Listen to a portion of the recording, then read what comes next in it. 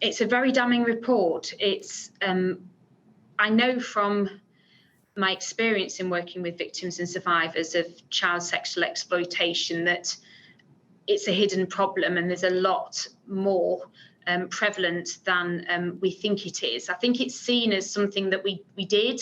So we did that back with Rochdale and Rotherham, and the problem's sort of solved now. And we're now moving on to other problems like child criminal exploitation, which obviously is a really big problem as well.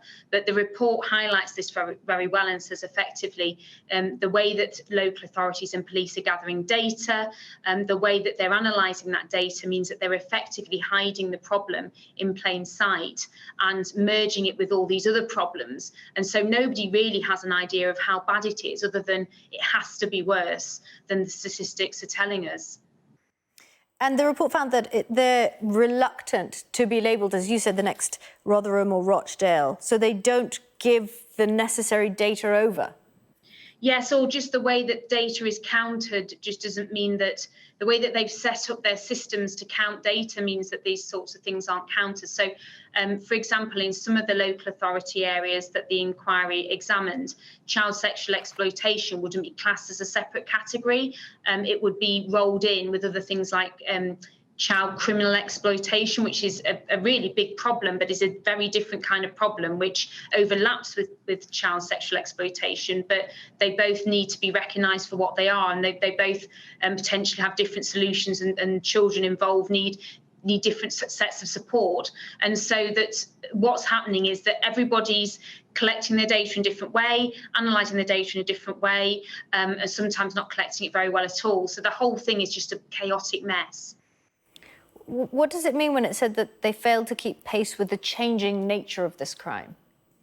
So the inquiry report focuses heavily on the fact that so much exploitation of children now occurs through the internet. It referenced a lot, particularly in relation to boys being exploited, things like the dating app Grindr, and things like that as being ways of grooming and sucking children into this exploitation. And effectively that local authorities and police forces are just struggling to keep up with the pace of how the criminals are using technology to change their methods of exploitation. So then how do you go about unpicking this and dealing with this issue? I think we need a complete reset on child sexual exploitation in this country. I think that some brilliant work was done in the past, coming out of the horrors of Rochdale and Rotherham. It really felt like there was, a few years ago, a real renewed energy, both within the government at that time and certain police forces and local authorities to tackle this issue. And I feel that energy is all fizzled away, and we need a complete reset. We need to be completely honest that this problem hasn't gone away. It's not getting less, it's getting worse, that it's everywhere, and that we need to actually have a completely new strategy at a national level to tackle child sexual exploitation, and that has to be fed through into the number of prosecutions. So one of the inquiry recommendations is about sentencing, that it should be an aggravating factor added to the Sentencing Act 2020 if somebody's convicted of offences relating to the sexual exploitation of children.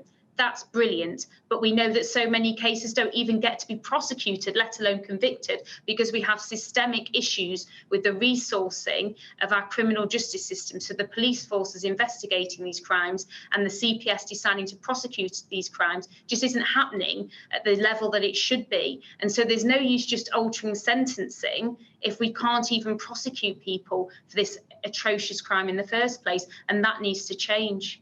Okay, Kim. Thank you so much for talking to us. Thank you.